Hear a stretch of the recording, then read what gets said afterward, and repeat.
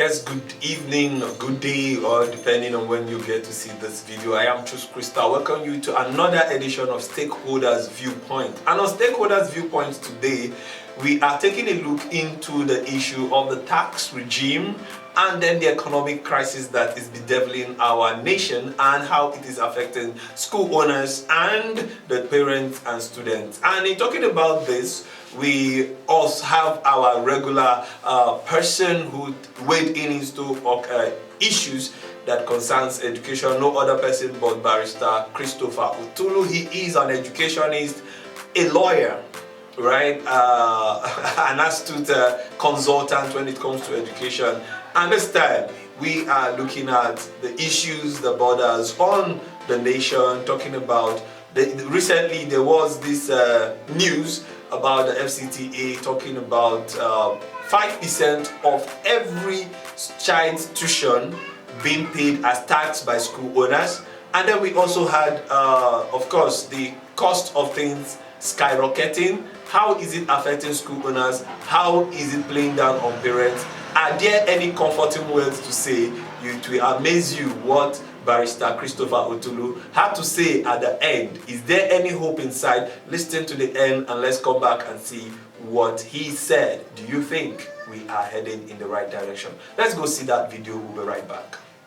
Thank you. I think if you start off impact of the economy, I am sure that the present economy, except for politicians, it is negatively impacting on all other sectors, no matter how smiling or flamboyant you think they're looking like. So school is not an exception. Now, but come to talk about the school. The school is already on a down slope. What do I mean by that? 80% of the people that are employed by school these days are in the low income.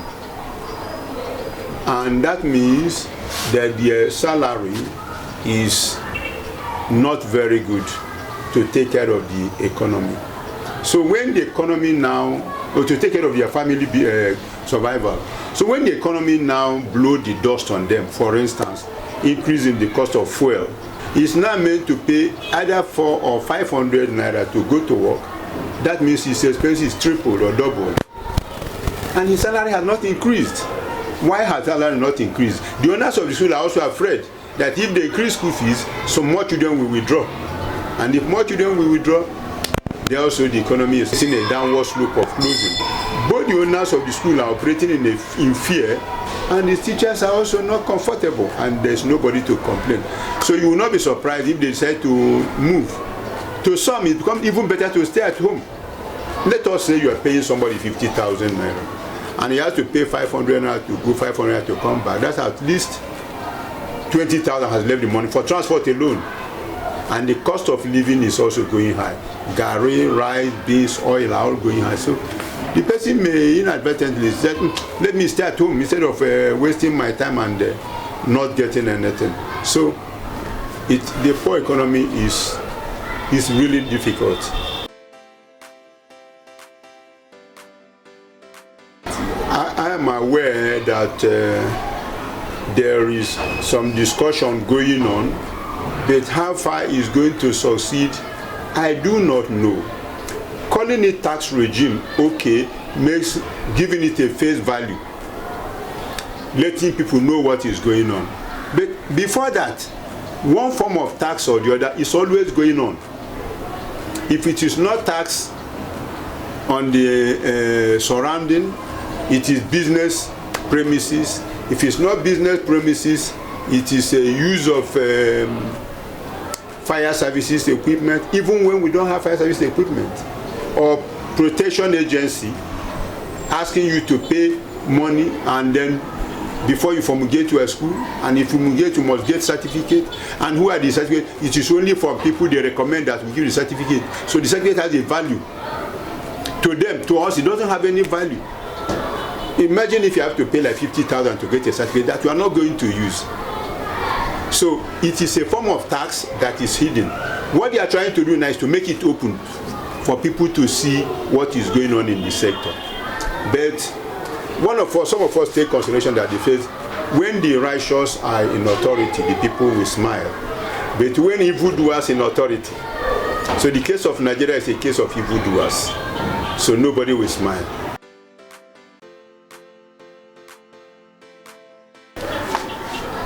I do not have comfort, so it's not easy for me to give comfort when I don't have it. Because there's comfort when I think that what we're going through now is for a time. Assuming there's a body or a system that is studying what is going on, and we're thinking like it's supposed to be a civilized world, that within a time some solution will come. But here we are in Nigeria. Nobody's planning for you. So what comfort do you have? Other than to take it the harsh way is either you, if you cannot beat them, you join them. So it's either you run your school or close down. So there's no comfort. In some economy, you see that there's some people that plan, we call them consumer protection agency. They are looking at the cost of living and how this affects us. Then you are thinking that such people might be able to reduce your suffering. Or there's load maintenance agency, or price mechanism agency, or salary and income protection agency. These agencies help to look at the situation and see the impact and see how they can advise government. But here we are in Nigeria, the winner takes all. Nobody advises anybody. Even when you advise, they may not take your advice. For those people that even have appointed advisors, they don't listen to the advisors. So what do we get? So if you cannot manage to run your school the way, then if it is cheaper for you to close, you close. And if you're a teacher, your salary is not enough for you to pay transport, then think of another way. For government workers, it might be easier, but for this private sector, it is really, really hard.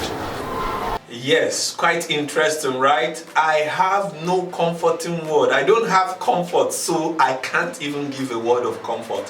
For me, that is very, very painful when people of that repute can tell you that there is no hope. There is no hope. Wow. That is what we have in our country at the time, and we just need to keep encouraging ourselves. We just also need to do what we have to do. Now, off the camera, he rightly said something that our children in the coming generation is going to ask you, is going to ask me what we did when things were going wrong. Did we have any place in record where we spoke that things are not in the right place? Did we hold the government accountable to ensure that the best thing is done? That is it on Stakeholders Viewpoint with Choose Crystal and with the stakeholders. Join me again next time as we wade into the issues that affect education. I am Choose Crystal, and from Crystal Education Family, we are wishing you a very good day.